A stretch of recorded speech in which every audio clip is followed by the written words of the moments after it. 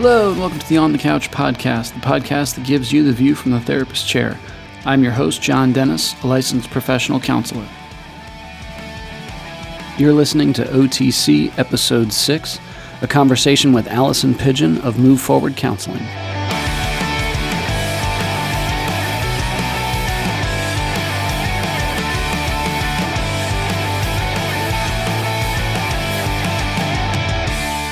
Well, it's great to be back. Thanks for stopping by. I'm excited for today's episode because I got a chance to sit down with Alison Pidgeon of Move Forward Counseling, who focuses her practice on maternal mental health. And it's a topic that I think just really needs a lot more information, a lot more focus. And so the idea behind this was just talking with her about some of the things that she's seeing, some of the trends, things that she typically tries to help moms work through, and struggles that she sees. And that topic of maternal mental health is just such a huge beast. Obviously there's so much out there in terms of maternity leave and products and blogging and all types of things centered around having kids, raising kids, and just the focus on mental health a lot of times falls by the wayside. And it's so real. It's such a huge shift for people. I don't know if you're aware of this, but having kids changes your life. Who knew?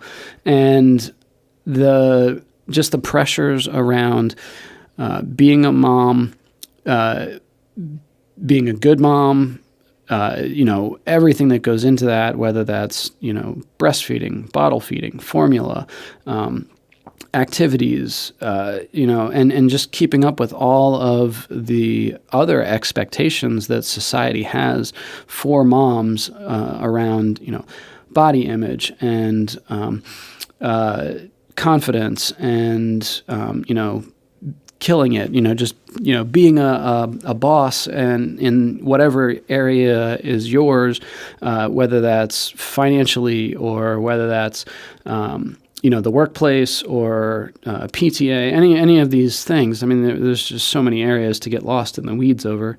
And postpartum depression, postpartum anxiety, especially much less known, much less talked about, the postpartum anxiety. But some of the stats on postpartum depression are, one in, somewhere around, 5, 7, 9. I mean, a lot of different studies quote a lot of different stats, but just the prevalence of it, and I think it's starting to get a lot more awareness, especially as celebrities and athletes and different figureheads in popular media are starting to open up about their own struggles with mental health and making it more a part of everyday conversation is a huge step in the right direction. So I'm very excited to have Alison on the show and talk with her a little bit about that. And for those listeners who may not be familiar with Alison, Alison is just an amazing woman, an amazing counselor, business owner. I mean, she has her hand in so many different things. And just going back to that idea of killing it and being a boss, Alison definitely fits that mold. So if you're not familiar with her, I would highly recommend getting yourself familiar with her. But she, at the core, she is a licensed professional counselor in the state of Pennsylvania, and she's the founder and CEO of Move Forward Counseling, LLC. So it's a group private practice in Lancaster, Pennsylvania. Her group of licensed clinicians focuses on serving women and provides treatment for a variety of issues, including mental health concerns in pregnancy and postpartum, infertility, depression, anxiety, dual diagnosis, and trauma. So the mission of Move Forward Counseling is not only to serve adult women and teens, but also to provide innovative services to meet the needs of the community. Recently, they have added creative life coaching services as a complement to the mental health outpatient treatment that is provided. In 2017, Move Forward Counseling won the Central Penn Business Journal's Best Emerging Business of the Year award. The practice continues to expand, and in December 2018, it will double in size, with more specialties being offered to serve women in the community.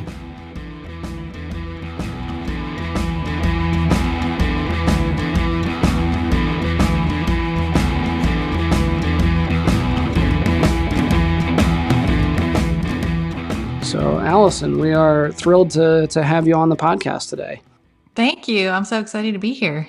Man, that's quite an intimidating bio you have there. So, yeah, I had talked with you a ways back and just wanted to have a conversation with you about your practice and maternal mental health and trends that you're seeing. So, yeah, can you kind of just, give us your backstory? How'd you get interested in it? How'd you get started? Yeah, that's a great question. So when I first went into private practice, they always recommend that you need to advertise for a niche. And so I really liked working with young people in their 20s who, were just trying to find their way in life, trying to figure out their career, trying to figure out who they wanted to marry, all those kinds of things. And I liked working with that population, but at the time I was also kind of going through the next stage of life, which was, having my own kids. Yeah, trying to answer your own questions. Yeah, trying to answer my own questions. Yeah. And I, through the process of networking, met these two women who were doulas. And as soon as they heard that I was a therapist, they said, do you see women, who have postpartum depression? And I was like, well, no, I never really thought about it, like as a niche. But the more research I did, the more I came to find that it's such an underserved population. Sure. And obviously, because I was sort of going through, having kids at that time, I obviously had like a heart for those women. And the doulas were explaining to me that like really nobody in this area was providing that type of therapy. Okay. So we did some research into it, and we got some training. Fortunately, that was online, and we were able to start advertising that we were accepting, clients who were struggling with those issues. And it took some time to kind of build the awareness, but now we get lots of those kinds of referrals, and it makes me so happy because I know there's no really other place in the community for them to go. Awesome. Yeah, and that's I think definitely an area that we need more clinicians in. It's definitely underserved. I think it's come on more lately. And I know, I didn't give you this question ahead of time, but hopefully you can field the curveball. Can you explain, in your understanding, what is a doula? Because I know not everybody is familiar with that. Oh, sure. Yeah. So a doula is somebody who is trained in all kinds of things having to do with pregnancy and delivery. And then there's also postpartum doulas. So somebody who's highly trained, who knows, what happens in all of those different phases, and just provides a lot of support to the mom, but also the family. They sometimes can assist in the birth. So that's kind of the definition of what they do. Sure. And I'm familiar with it. My wife and I used a doula, and I always say it was like the best money we ever spent. That in heterosexual couples, I sort of explain it as like they're able to coach what you can't, because yes. your partner knows you've never done this and can never do this, and that's where the doula comes in. So, yeah, that's great. So with moving into that space and that niche, I guess sort of what do you hope to accomplish? What are some goals? Yeah, I'm trying to have some of my other staff trained so you can actually get like a certification in maternal mental health. And so we're, just kind of talking about how we can get, obviously whomever else is interested, trained so that we have more providers to offer that service. So that's kind of where we're at right now. We've toyed around with the idea of like starting some kind of group therapy or support group or something, but we found that it can be quite difficult to get that population to come, not only Okay. to come for therapy, but also, coming for a group. So that's just something that we've been discussing, but we haven't done it yet. Sure, sure. And I mean, the joke as clinicians is, I mean, there's never enough groups around. There's always a need for somebody to start a group somewhere. Right, So, right. okay. And kind of going off of that, what are some trends you're seeing in terms of, today's world, mothers, and specific to maternal mental health? Yeah, I think in general, as a society, we just don't support women very well through that whole process. In other cultures around the world, there's this huge network usually of other women who support the mom, during pregnancy and postpartum. And we just sort of expect moms to like have a baby and then like 2 days later go back to doing everything they were doing before. Yeah, Like, oh, yeah, you should be you're good, keeping your right? house clean and making dinner and taking care of these kids. And yeah, and it's just like this impossible expectation. And then women often like feel bad that they can't like do all of this when they've just had a baby.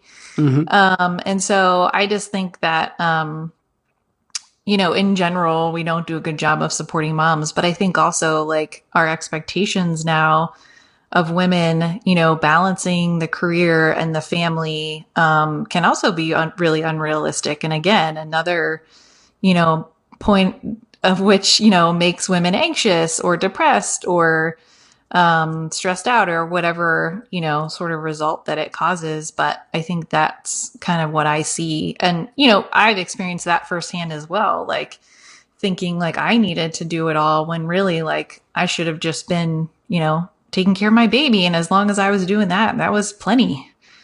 Yeah, and all the while make it Pinterest perfect and Right. not have any Right. negative emotions about it. And Right. yeah, Not, and if you don't love being a mom every minute, there must be something wrong with you. yeah. Yeah. Which I think is such a sad commentary on where things are at, because I mean, obviously almost 2019 now, and all of those resources right at your fingertips. And I just yesterday was listening to Dex Shepard's podcast, Armchair Expert, and his episode with his wife, Kristen Bell, where they were talking about her struggle with depression and things like that. And I think there's more and more getting out there, more people acknowledging those struggles, but still, yeah, a lot of times falling short. Why do you think that is? I'm not sure. I think part of it is just the way our culture is set up, like we're, taught to be very sort of independent. You sort of pull yourself up by your bootstraps. Like, in more collectivist cultures, there's just more of that sort of ingrained, like, of course we all help each other. And, so I mean, I think that's part of it. So in working with moms, are there any techniques that you try to pass on that you'd share now, or? Yeah, I mean, I think a lot of it is just like helping them set realistic expectations for themselves, and recognizing like you can't do it all. And so how can you shift things around so that you can just focus on what you should be doing or want to be doing and don't feel guilty that you're not also doing a million other things. And the main treatment for postpartum depression and anxiety is CBT. And also, typically those women tend to have troubled relationships with their own moms. And so we sort of have to do some work, looking at that relationship. And also, the mom may just not have the confidence that they're doing a good job, because I think the way, it is to be a parent, like you're not getting feedback if you're doing a good job or not. Yeah. Sadly. Especially when they're infants. Yeah. So I think that's the other thing, especially for like first time moms, they are worried they're not doing a good job, or they're somehow, messing their kid up, or, whatever the case may be. And just to have that like validation, like you're doing a good job, like this is hard, but you're still, you're doing great. That can be huge for moms as well. I think I remembered in preparing to speak with you, one of the blog posts on your website, you talked about, getting involved in, meetup groups or, mom groups where there is that, shared experience, shared support kind of thing. Yeah, I think that's important as well. So are there, I don't know, in terms of positive impact that you've seen, success stories? A lot of times I think as clinicians, we need to, as everybody, we need to hear that. A lot of times we hear the opposite. Right. That's so important. So I think for me, what's amazing is that sometimes when the women come in, they can be really in a bad place. They can be extremely distressed. And it's amazing to me that if they, make the commitment to stick with counseling, they get better really quickly. And that's super gratifying.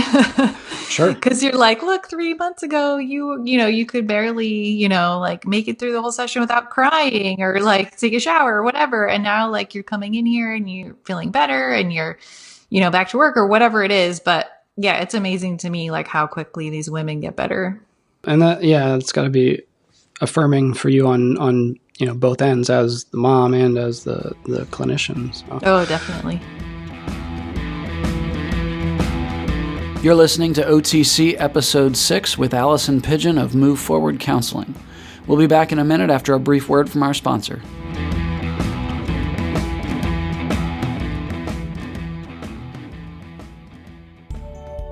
Life is hard, but Parenting and Family Solutions is here to help. Our board-certified counselors are easy to talk to and offer a safe, encouraging environment to help you with your unique needs. We specialize in helping clients of all ages deal with depression, anxiety, marriage issues, screen addiction, and ADHD, just to name a few. We now have daytime and evening appointments available in Harrisburg and Lancaster and accept most major insurance plans.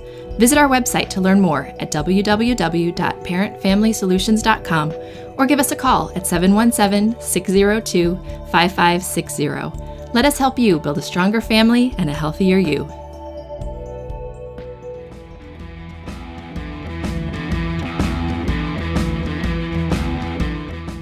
Going off of the magical therapist question, if you were speaking to every woman, what do you wish people knew before coming in to see you and wish they were equipped with?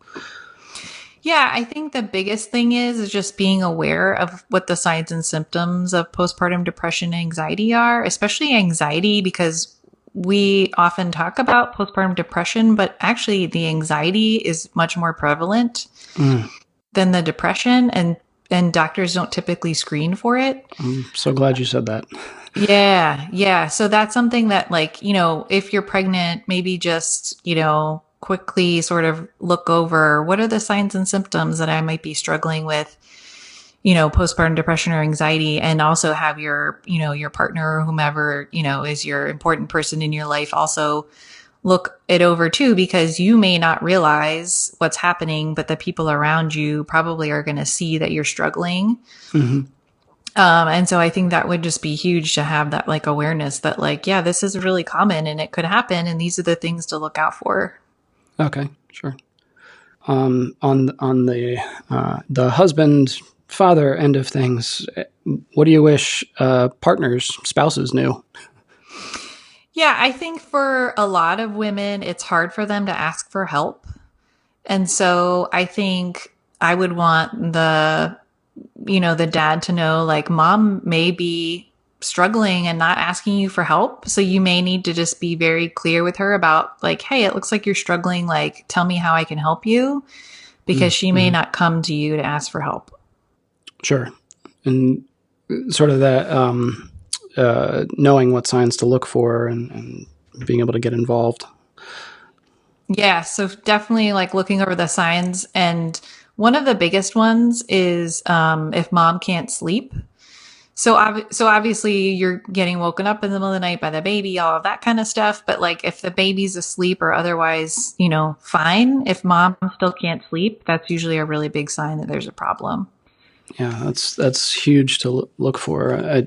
Even in my own work, but also with just my personal life right now, we have a 1.5-year-old. So yeah, sleep is, I always joke, like I completely understand why this is used as a torture tactic, because sleep deprivation, like I will give you whatever secrets you want. Just let me sleep. Yeah. Just let you sleep for like an uninterrupted 6-hour block of time. Yes.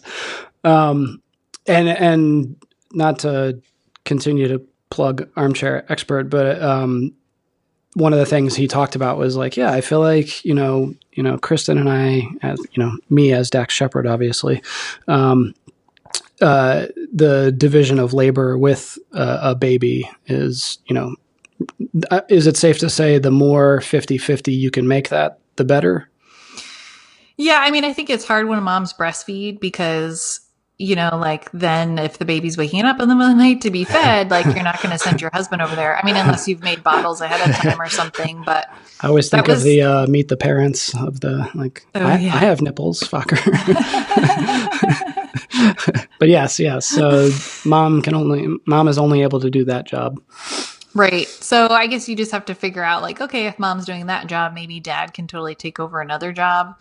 But I think it also just depends too on like your circumstances and, how much dad works outside of the home and all of that kind of stuff. So you just have to sort of talk ahead of time about what seems fair. And then also as things change, you have to have an ongoing conversation about, who's doing what, because, things change fast, especially with a newborn. Definitely. And I'm really glad you said that also. As a Gottman therapist myself, a lot of times just having the couples communicate about, the division of labor and are your needs being met, and have that be an ongoing conversation. So many times I think people are afraid to even bring that up. Right. So, in terms of your own work and, move forward counseling, what does the end of 2018, but 2019 hold for you guys? What projects are you working on? You're always working on something, so.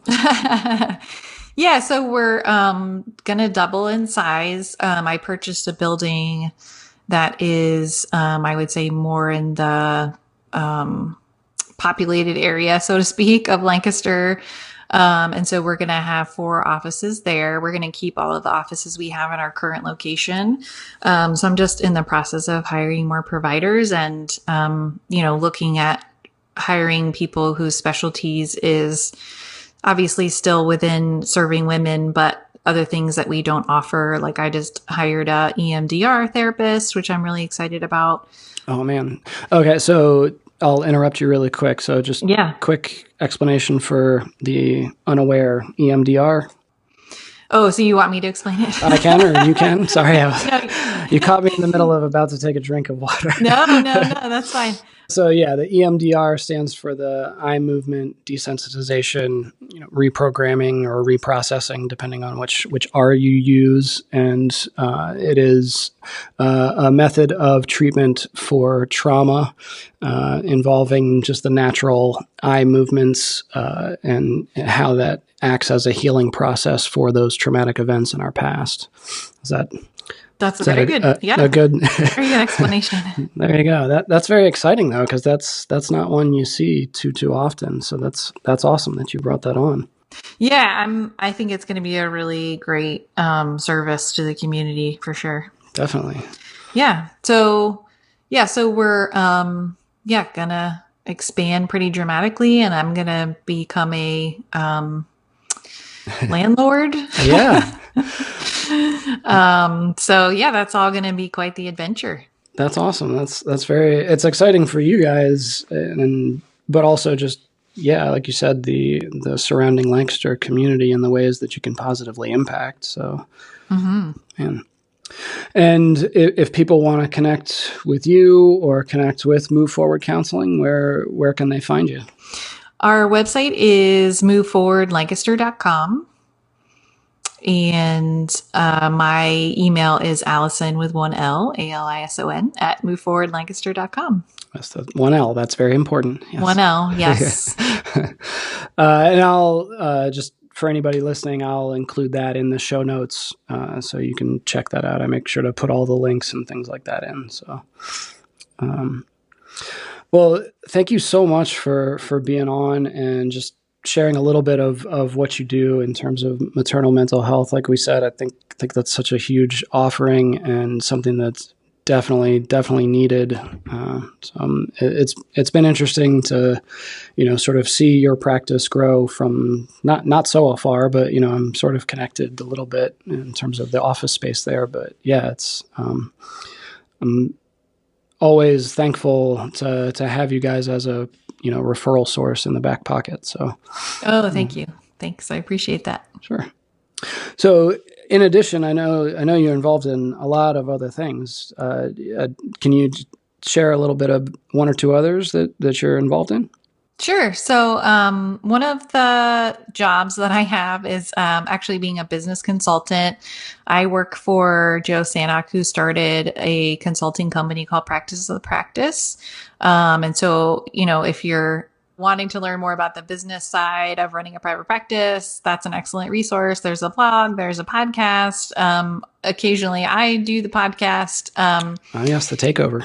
Yes, the takeover. And I like being the guest, I think, more than I like being the host. Sure. It's less work. So that is really fun. I love helping other people grow their businesses. I run some mastermind groups and do some individual consulting. So that just, continues to grow. And then as well, just recently, I decided to start a virtual assistant company that is specifically for therapists, because that's always a need that my consulting clients have asked me about over the past couple of years, right? Like, where can I find a virtual assistant? And so a lot of times they're not specially trained in mental health, or they may be overseas, and that doesn't make therapists very comfortable. And so I decided to start a company where we hire US-based VAs who, are specially trained in mental health and, hire people that have some kind of either mental health or medical background. So that's just in the process of kind of, turning into, a thing and being launched out into the world. So the name of that is Move Forward Virtual Assistant. So I wasn't very creative with thinking of another name, but it's a good name. So why not use it again? Yeah. So it's the same web address. It's moveforwardvirtualassistants.com. Okay. Yeah. If it's not broke, don't fix it. So yeah. That was Joe's suggestion. So I went with it. Yeah. And I mean, obviously you got, concern over like dual relationship stuff in terms of you can't see somebody for counseling and hire them as a virtual assistant. But segue of that could be a good job potentially for, moms that are at home and things like that. So. Oh, yeah, definitely. Well, again, thank you so much for being willing to do this and being able to carve out time to sit down and talk with me. So thank you again. Yeah, thanks for inviting me. It was fun. Sure. Take care. All right. Bye. So that is pretty much a wrap on episode 6. So I hope that through today's conversation, you all have either learned a little something about maternal mental health and postpartum depression or anxiety, or at the very least that you're a little bit more motivated to talk about it and bring it up, and kind of in line with that idea of if you see something, say something. If you have people in your life that you think or you suspect they're struggling, pull them aside, say something to them, bring it up. A lot of times people are just waiting for somebody else to ask, or they're just so afraid that they're not able to keep up, they're not able to be a good mom, a good parent, because it seems like everybody else around them is doing a better job and is keeping it together. And so that's so important a lot of times, just to be there and bring up that conversation. So I hope that that's motivated you to do that. And if you are somebody that is struggling yourself, seek services, get some help for it. And reaching out to Allison is a great place to start. So. Next episode will be OTC Episode 7, where I get to sit down with Josh Bound of Video Game Clubs of America and talk about teaching kids social interaction through video gaming. A new feature that we've added to the show is ability for people to write in or call in and ask a question. So you can email at info@parentfamilysolutions.com. And if you put in the subject line podcast question, or you can call in to 717-897-0577 and leave a voice message. So with that, the questions will not be live. They will not be your voice on air, and the names of any of the emails or phone calls will be changed to protect the anonymity of the caller. But we will take some time throughout different segments in episodes to answer any counseling questions or just issues people have questions on that they want to get a little bit more information on. And we've already been receiving questions that we're going to be answering in future episodes. So it's been pretty exciting to get a positive response from our listenership, and just know that we're connecting with people, and very excited for this new offering and just being able to connect with people in yet another way to try to get them some help and answer some questions that they might have. So we're looking forward to adding that to the show. Thanks again for stopping by, and I will catch you guys next episode. If you liked what you've heard on the podcast, please be sure to subscribe and review wherever you're catching this podcast at. You can check out any links and resources on our detailed show notes or other episodes that have been archived at www.parentfamilysolutions.com/podcast. If you want to catch up on what Parenting and Family Solutions is doing, be sure to follow us on any of your favorite social media apps. This is your host, John Dennis, saying good night. The author and host of this podcast is not engaged in a therapeutic relationship with the listener and cannot give counseling advice without a confidential appointment. Listeners should be sure to consult with a licensed therapist in their area or seek emergency medical attention if they are experiencing psychological difficulty. A special thanks to the Topsy Turvies for the show theme song. Their song, Like a Living Dead, can be found at topsyturvies.bandcamp.com. The bump interview track was the song 1973 by Bruno E. The author and host of this podcast is John Dennis. Special thanks to producer and editor Trevor Groff.